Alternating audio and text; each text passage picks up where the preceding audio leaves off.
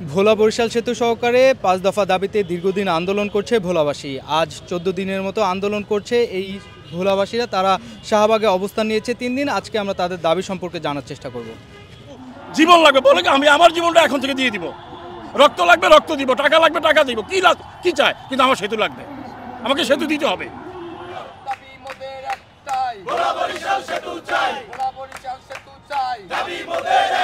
ভোলাটা একটা জেলখানার মতো।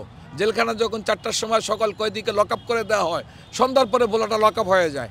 আর যদি কোনো ঝড় ঝন্ডা, কোনো সাইক্লোন থাকে, কোনো সিগন্যাল থাকে, তখন ভোলা লঞ্চ ফেরি সব কিছু বন্ধ হয়ে যায়। যুক্ত হলো যখন আমাদের গ্রামের একটা লোক, আমার মা, আমার বাবা, আমার আত্মীয় স্বজন অসুস্থ হয়ে যায়, ইচ্ছা করলে আমরা তাকে তাৎক্ষণিক উন্নত চিকিৎসা দিতে পারি না। বাংলাদেশে একমাত্র অবহেলিত দ্বীপ জেলা ভোলা, এবং এই জেলায় আমরা যা দিচ্ছি তার বিনিময়ে আমরা কিছুই পাচ্ছি না।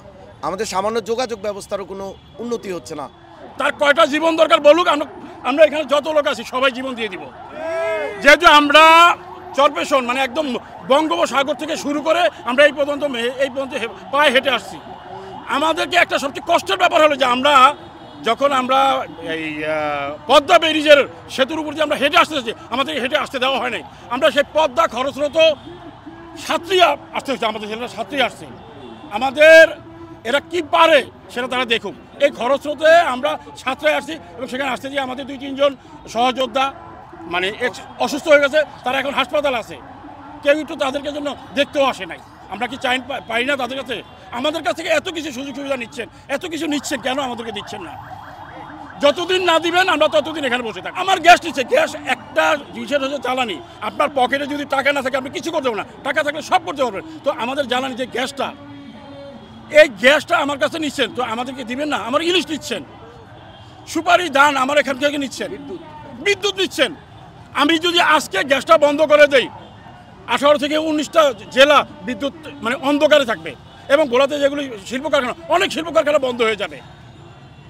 তো এইটারও চিন্তা করা উচিত তাদের। কে কি চাচ্ছে সেটা আমার নিয়ে, কিন্তু আমাদের সেতু আমাদেরকে দিতে হবে। সেতু দিবে না, আমি এটা এখন সেতু দিতে হবে, আমাকে সেতু দিবে না, এটা আমি মানতেই পারি না, আমরা মানবো না। সেতু দিতে হবে। সেতু দেওয়ার জন্য কি করতে হবে বলুক আমাদেরকে, আমরা সেটা করতে রাজি। মজার বিষয় হলো এই সরকার আসার পরে আমরা একটা আশার বাণী দেখছি যে না, এই সরকার কিছু দিবে, কিন্তু এই সরকারের যেই লোকজন এরা হইলো চিটাগং বেল্টের, এরা দক্ষিণের বেল্টের না, সব উপদেষ্টা চিটাগংয়ের। যেই কারণে অবিশ্বাস্য হলেও সত্য, আমাদের কোনো উন্নয়ন হয় নাই। আমরা যে আশার বাণী, আমাদের জেলা হইল সর্বোচ্চ শহীদের জেলা, তারপরেও আমরা কিছুই পাই নাই, আমরা হতাশ।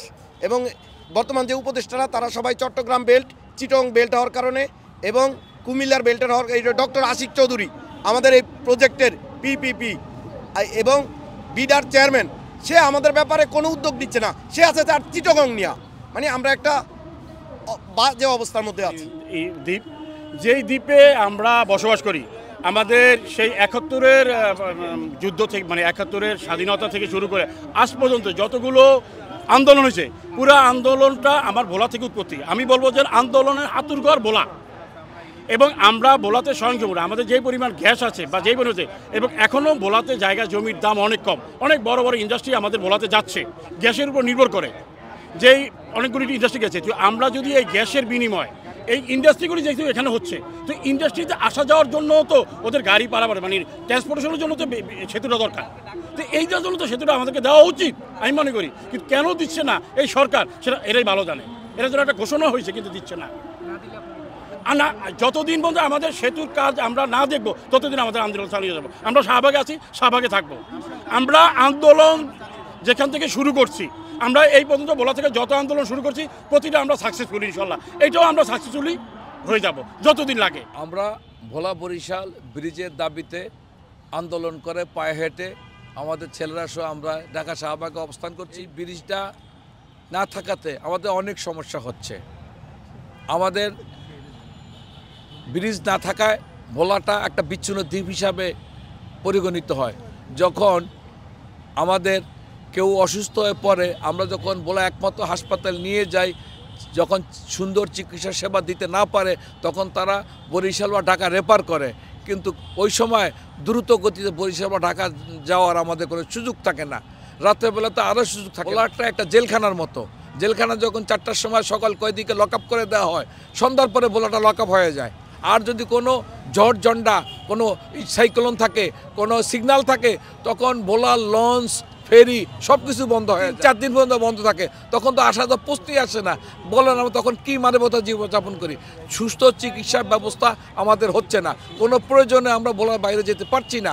ভোলার বাইরে যদি কোনো মৃত ব্যক্তিকে ভোলা আনা হয় দাফন করার জন্য, তখন সে হয় চাঁদপুর বসে থাকে, না লক্ষ্মীপুর বসে থাকে, না বরিশাল বসে থাকে। 3-4 দিন ভোলা যেতে পারে না, উপায়ন্ত না থেকে তাদের ওইখানে দাফন করা হয়।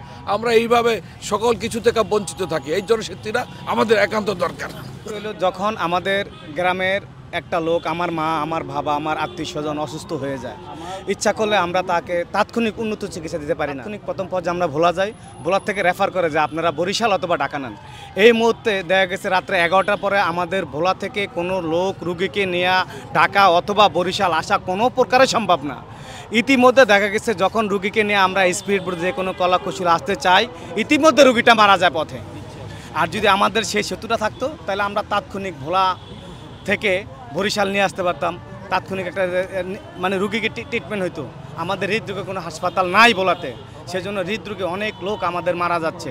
আমাদের ভোলাতে হিউজ পরিমাণ গ্যাস, ইলিশ মাছ মজুদ আছে। এত কিছু নেওয়ার পরে সরকার আমাদের দাবি মানছে না। আমাদের দাবিগুলো যৌক্তিক অযৌক্তিক কোনো দাবি আমরা করতেছি না, করি নাই, করব না। আর আমাদের সেতু দিতে হবে, যদি ভোলার গ্যাস নিতে হয় তাহলে আমাদের সেতু দিতে হবে, এটা আমাদের দাবি।